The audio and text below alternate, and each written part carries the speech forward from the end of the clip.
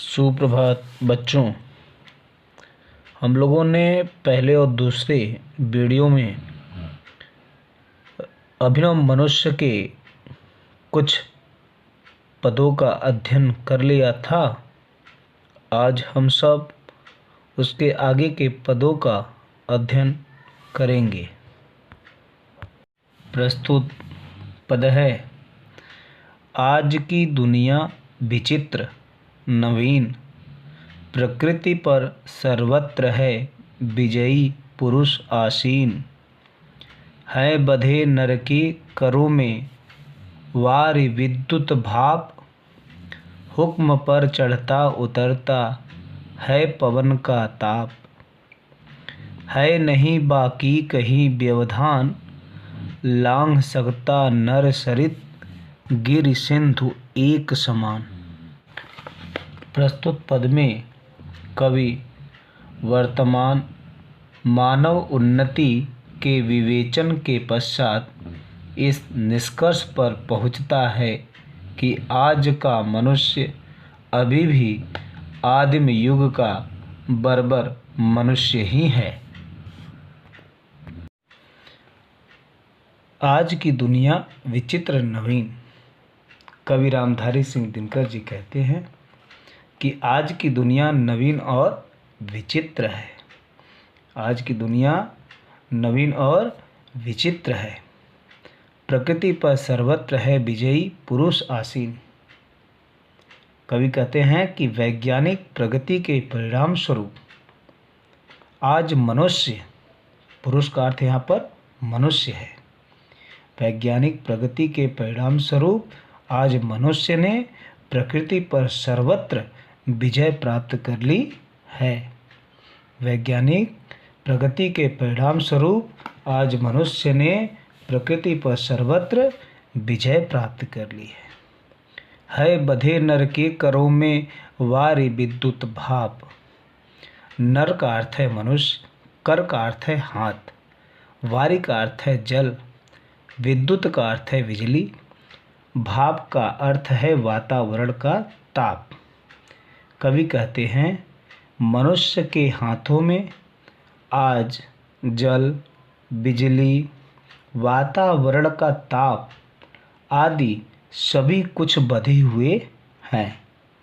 मनुष्य के हाथों आज जल, बिजली, वातावरण का ताप आदि सभी कुछ बंधे हुए हैं। हुक्म पर चढ़ता उतरता है पवन का ताप। पवन का ताप का तात्पर्य है गर्मी और सर्दी। गर्मी और सर्दी। कवि कहते हैं कि आज मनुष्य इतना साधन संपन्न है, आज मनुष्य इतना साधन संपन्न है कि वह गर्मी और सर्दी के मौसम को भी, गर्मी और सर्दी के मौसम को भी अपने अनुकूल बना चुका है।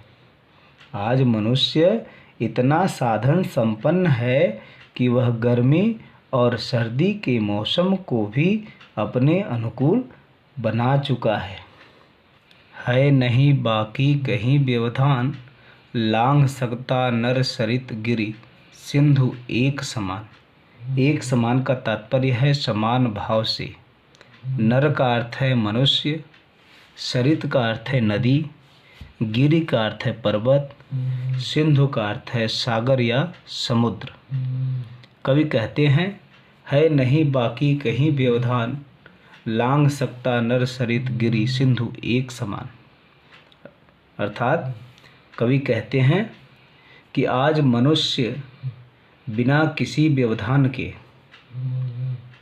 आज मनुष्य बिना किसी व्यवधान के नदी, पर्वत, सागर को समान भाव से लांघ सकता है।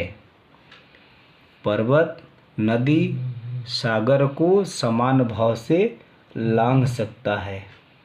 अर्थात कवि का आशय है कि इस प्रकार मनुष्य आज पूर्णतया शक्तिशाली है, फिर भी उसमें मानवोचित गुण विकसित नहीं हो सके हैं। उसमें बुद्धि ही विकसित हुई है। विवेक की दृष्टि से वह आज भी आदिम युग के असभ्य मानवों जैसा ही है।